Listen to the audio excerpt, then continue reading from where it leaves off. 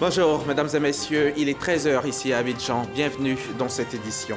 Le président Alassane Ouattara, en sa qualité de président en exercice de l'UEMOA, a reçu hier en audience le président de la commission de l'UEMOA et le président du conseil régional de l'épargne publique et des marchés financiers de l'espace. Il s'agissait de faire le point de la situation sur la marche de l'Union. Les impôts ont mobilisé au cours du premier semestre de l'année en cours plus de 1106 milliards de francs CFA, dégageant ainsi un écart positif de plus de 33 milliards de francs CFA. C'est le directeur général des impôts qui l'a annoncé hier lors d'un séminaire d'évaluation des résultats et des perspectives de l'administration fiscale. En tournée européenne, Donald Trump n'hésite pas à tirer à boulet rouge sur ses alliés. Après Merkel, jeudi, le président américain a torpillé Theresa May ce vendredi en critiquant le projet de la dirigeante britannique de relations commerciales avec l'Union européenne après le Brexit. Alassane Ouattara est le président en exercice de l'UEMOA, l'Union économique et monétaire ouest-africaine. Et à ce titre, il a reçu hier en audience le président du conseil régional de l'épargne publique et des marchés financiers de l'espace UEMOA, puis le président de la commission de l'UEMOA. Au centre des échanges, le point de la situation sur la marche de l'Union. Le compte-rendu de Viviane Haïm. Organe de l'Union monétaire ouest-africaine, le Conseil régional de l'épargne publique et des marchés financiers, le CREPMF, a été créé le 3 juillet 1996 dans le cadre de la mise en place du marché financier régional dont il assure la tutelle.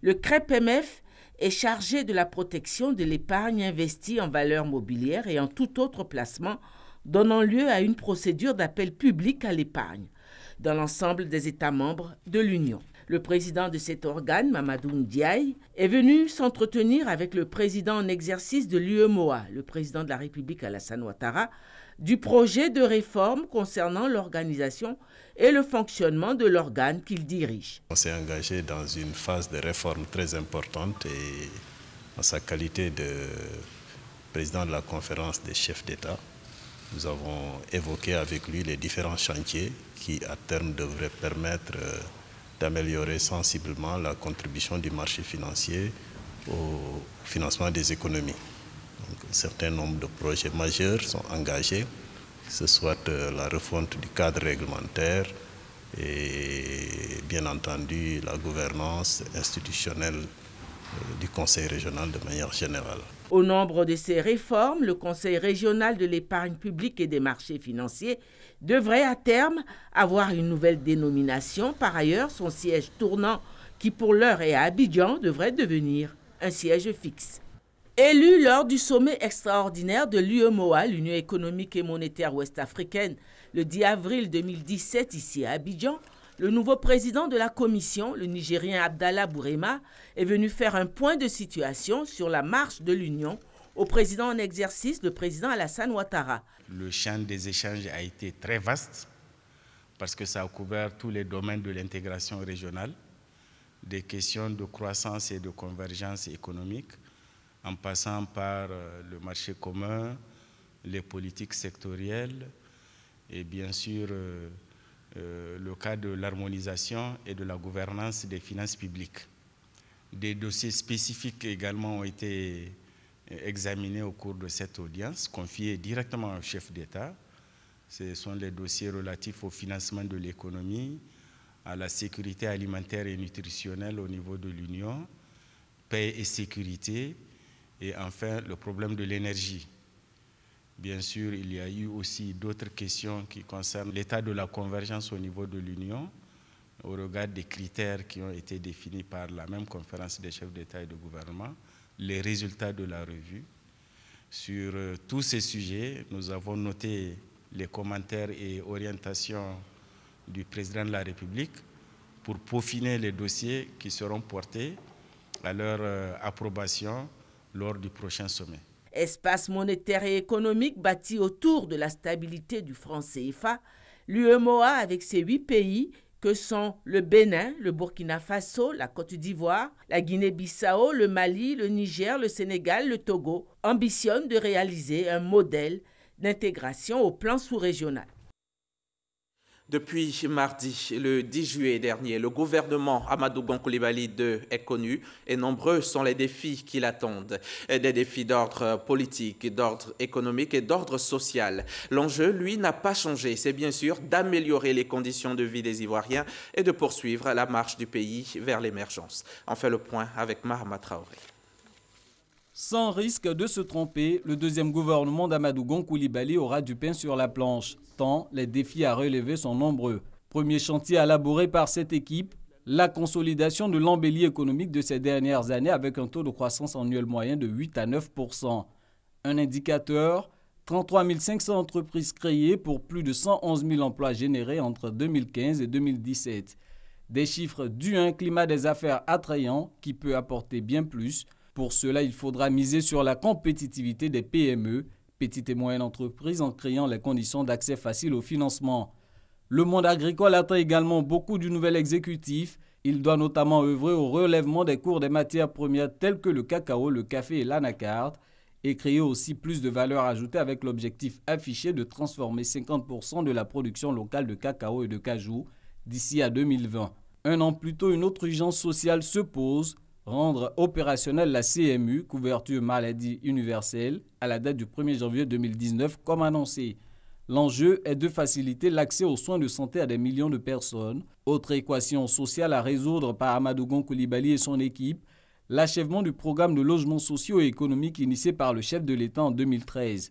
250 000 maisons à livrer aux acquéreurs à terme. La sécurité des biens et des personnes, l'emploi des jeunes, le maintien d'un climat apaisé en milieu scolaire et universitaire, la réconciliation nationale ou encore la cohésion sociale, autant de dossiers qui attendent les ministres concernés.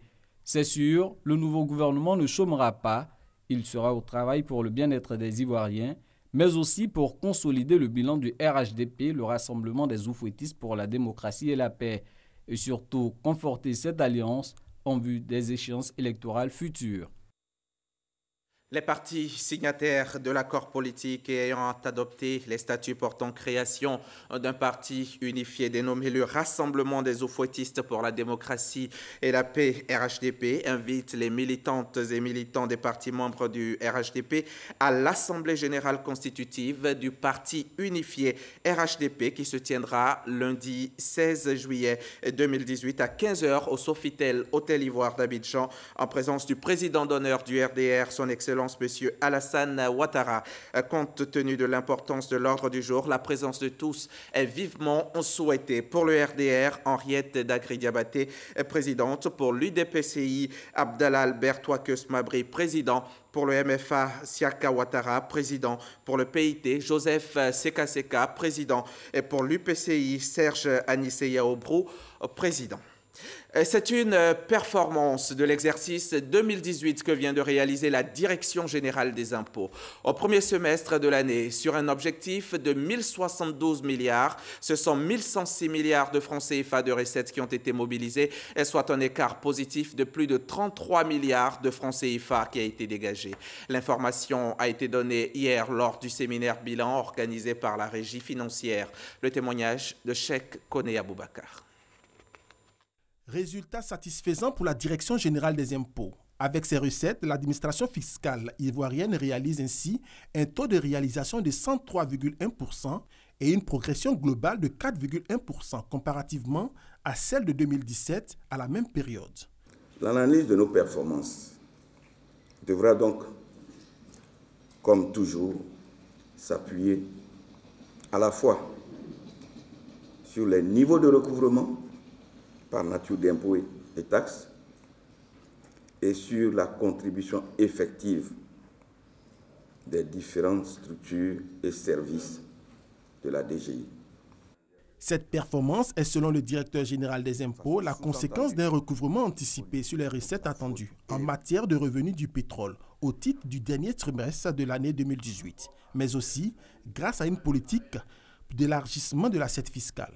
J'engage tous les services, tous les responsables que nous sommes ici, tous les agents de la Direction générale des impôts, sans réserve, sans distinction de grade ni de fonction, à s'engager donc pour la réalisation de ces objectifs de recettes qui nous sont assignés au titre de la deuxième partie de l'année et qui nous permettra de boucler avec joie et fierté les objectifs assignés au titre de l'année tout entière.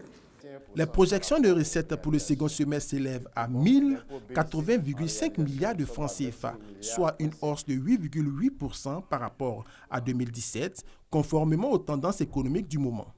Pour l'année 2018, un montant de 2263,4 milliards de francs CFA de recettes fiscales à mobiliser a été fixé à la Direction générale des impôts. La croissance économique de la Côte d'Ivoire menacée par le changement climatique, c'est ce qui ressort d'un rapport de la Banque mondiale publié hier jeudi. Intitulé « Pour que demain ne meure jamais, la Côte d'Ivoire face au changement climatique », le rapport plaide pour la mise en place d'actions urgentes pour que le pays soit plus résilient. La Banque mondiale en appelle donc à une prise de conscience rapide, sans mesures adéquates pour faire face aux risques climatiques, et ce serait dommageable pour des millions d'Ivoiriens. Noël Niagno. La Côte d'Ivoire d'aujourd'hui se porte mieux, constate la Banque mondiale. L'économie continue son ascension avec un taux de croissance de 8% en 2017. Depuis la sortie de crise, le revenu moyen par habitant s'est accru de près de 40% pour atteindre 1 630 $ en 2017, soit plus de 600 000 francs CFA. Cette économie est surtout portée par le secteur agricole. Les performances sont légion, premier producteur de cacao, d'anacarde, de cola au monde. Seulement voilà, ces performances sont menacées par le changement climatique. À titre d'illustration. Ouais, le cacao, il faut bien se rendre compte que donc c'est 30 à 40% des exportations ivoiriennes et surtout c'est un emploi direct et indirect pour plus de 5 millions de personnes, donc pratiquement un quart de la population ivoirienne. Donc à partir du moment que vous avez une baisse de la production, vous avez un impact forcément sur les populations. Que faire pour amortir ce choc et permettre à l'économie ivoirienne de croître davantage face aux dangers du changement climatique? Résoudre cette problématique a constitué la trame du 7e rapport de la Banque mondiale remis ce jour au ministre Adama Koné de l'économie et des finances, représentant le Premier ministre. Après avoir salué la qualité et la pertinence du rapport, Adama Koné a souligné les pistes de solutions pour apporter une réponse rigoureuse et urgente au secteur agricole, pilier de l'économie ivoirienne. S'agissant de l'agriculture, la Côte d'Ivoire s'est inscrite dans la logique de promotion d'une agriculture intelligente face au climat en développant l'agroforesterie. L'objectif visé est de réduire la déforestation, de promouvoir les pratiques durables et intégrées et de mettre en cohérence la planification et l'aménagement de l'espace rural pour développer l'agriculture. À cet égard, une nouvelle politique nationale de préservation, de réhabilitation et d'extension des forêts évaluée à 616 milliards de francs CFA a été adoptée par le gouvernement.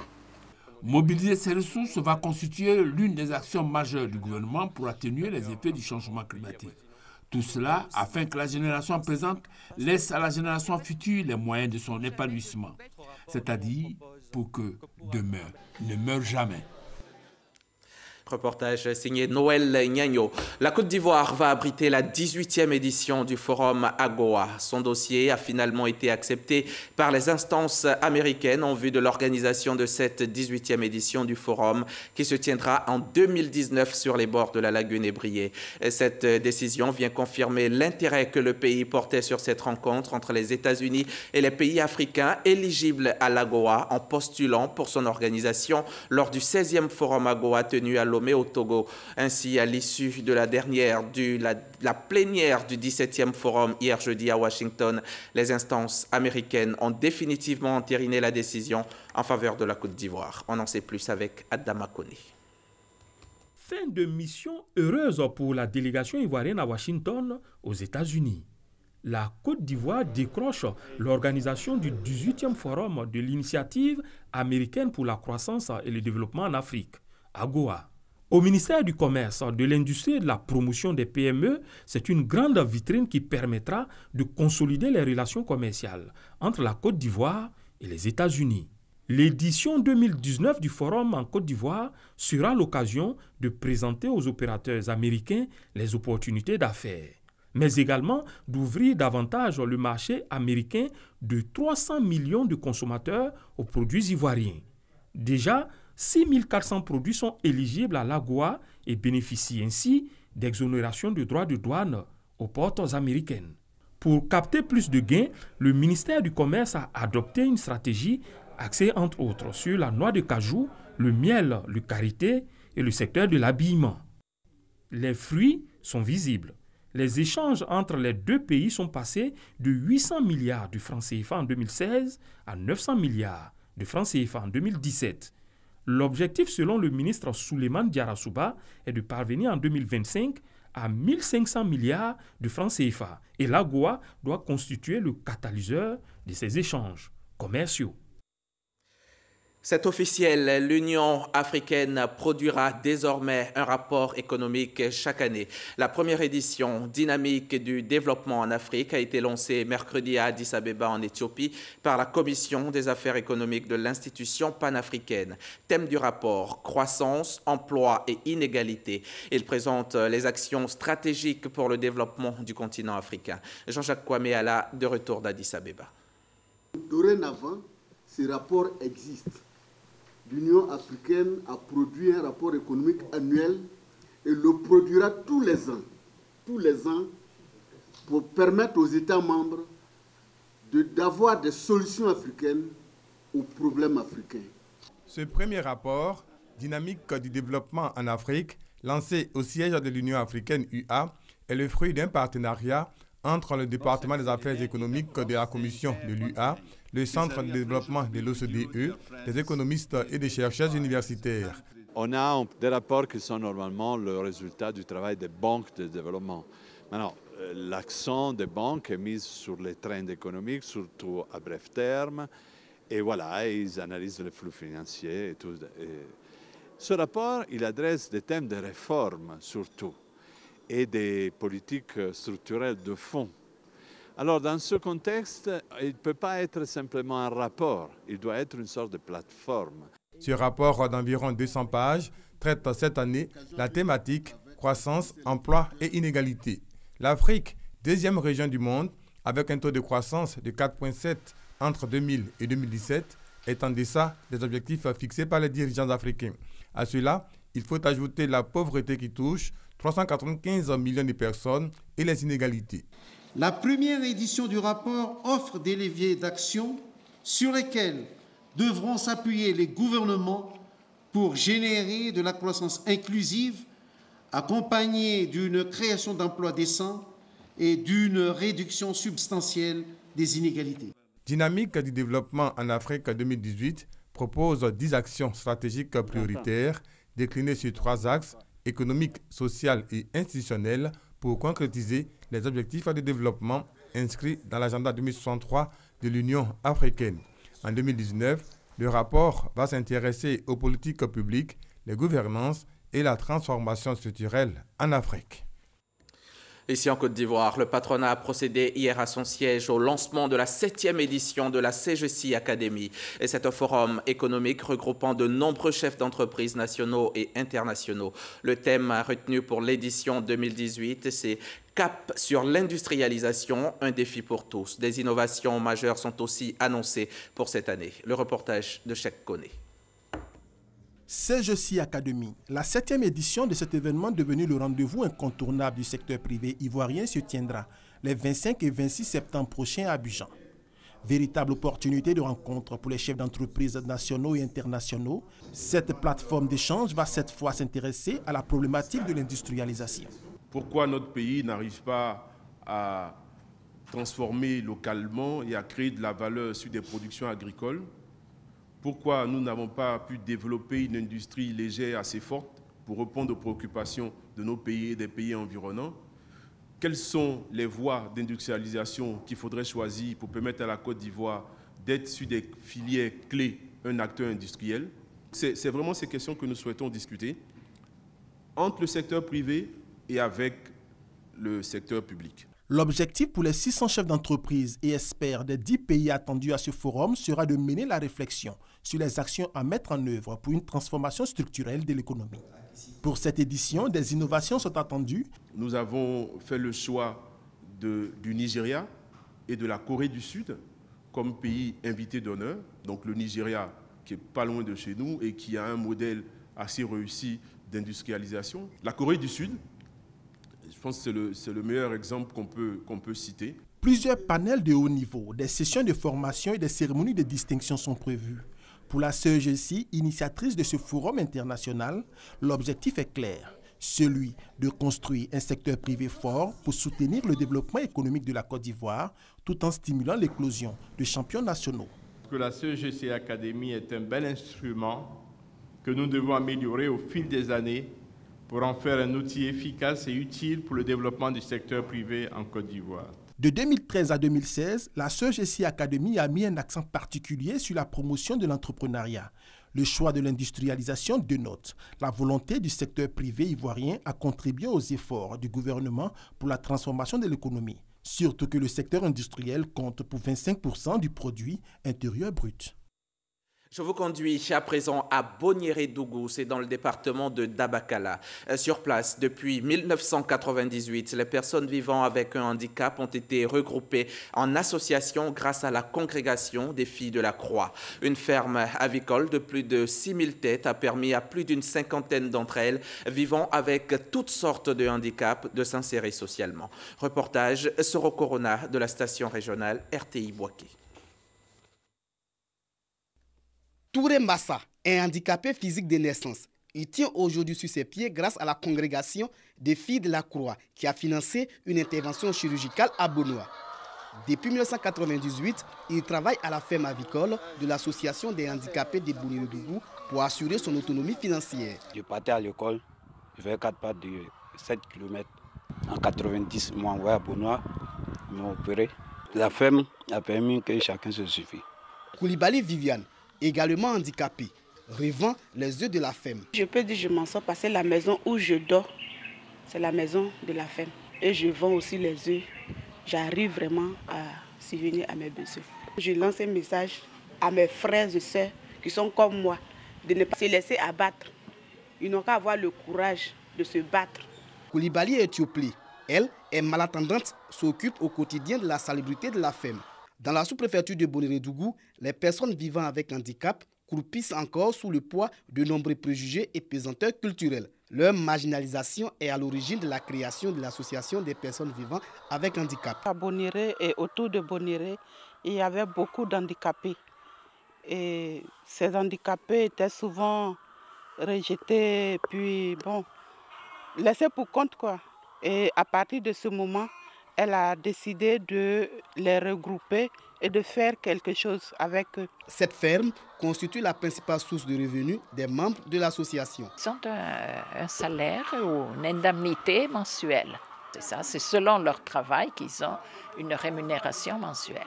La volonté de la congrégation des Filles de la Croix de sortir les personnes vivant avec handicap de leur situation de précarité se heurte à la commercialisation de la production.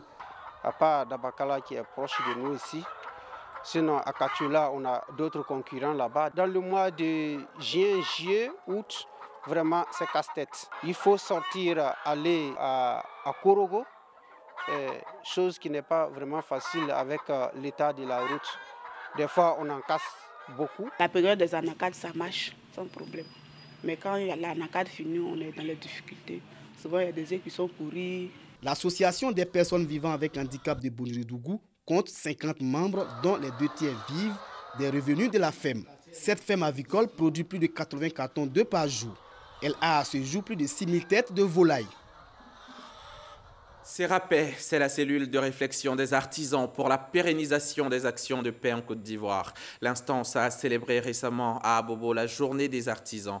Il s'est agi de les exhorter les artisans de Côte d'Ivoire à plus de cohésion, tout en mettant en lumière leur savoir-faire et leur talent. Reportage Christ Diomandé dans un récit de Franck Quadio.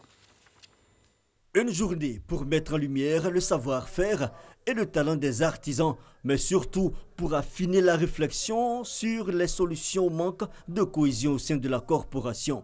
L'initiative est de la cellule de réflexion des artisans pour la pérennisation des actions de paix en Côte d'Ivoire, la CERAPAIS, qui a réuni à Abobo plusieurs associations d'artisans.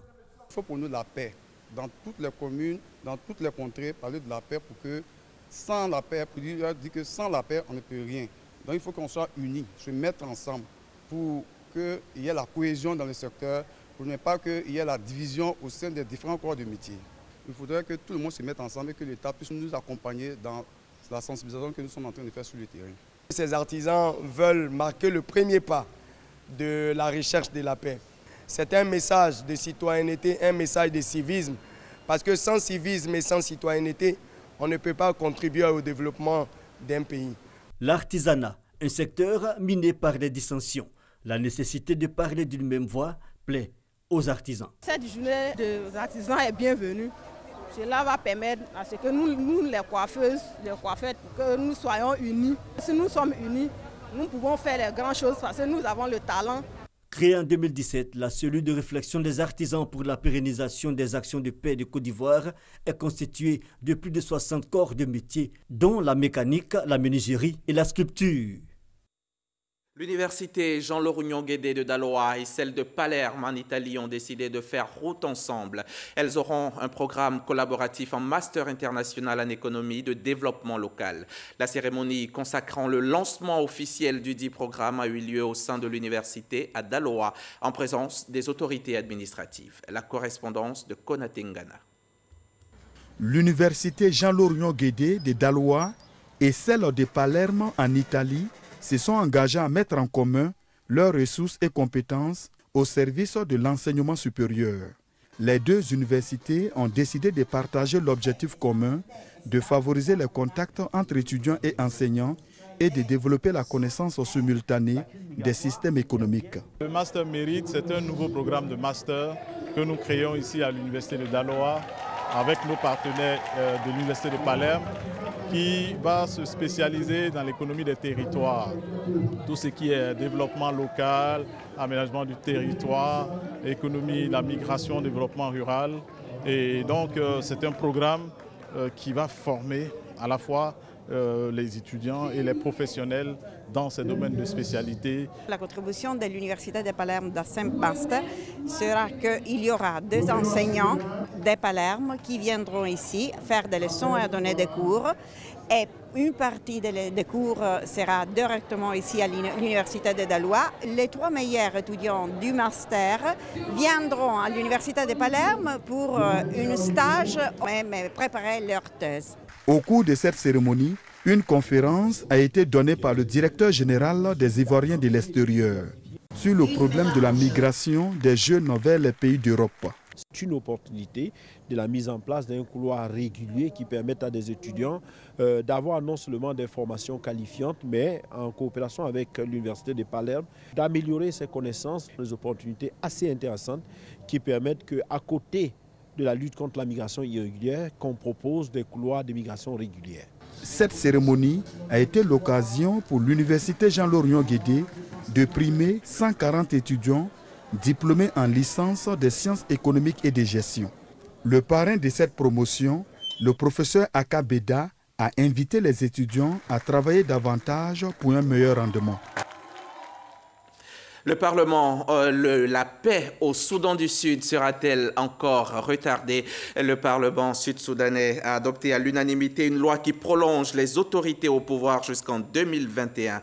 Selon le gouvernement, il s'agit d'éviter un potentiel vide institutionnel puisque le mandat actuel devait expirer à la fin du mois prochain. Certains y voient un signe de mauvaise volonté de la part des autorités qui ne seraient pas encore prêtes à faire avancer la paix. Reste à savoir si les négociations entamées pourront se poursuivre en vue d'un accord pour mettre fin à la guerre civile qui fait rage depuis presque 5 ans. Accueilli en grande pompe à Londres hier jeudi, Donald Trump a très vite douché les espoirs de Theresa May. Le président des États-Unis a en effet torpillé par voie de presse le projet de Brexit doux de la première ministre britannique. Cela jette un froid sur les relations entre deux pays que Theresa May a qualifié hier soir d'alliés très chers et très proches lors d'un dîner en grande pompe au château de Blenheim, l'ancienne demeure de Winston Churchill. C'est la fin de ce journal. Merci de l'avoir suivi. Vous pourrez le revoir sur Internet, sur notre application RTI Mobile et bien sûr sur rti.ci.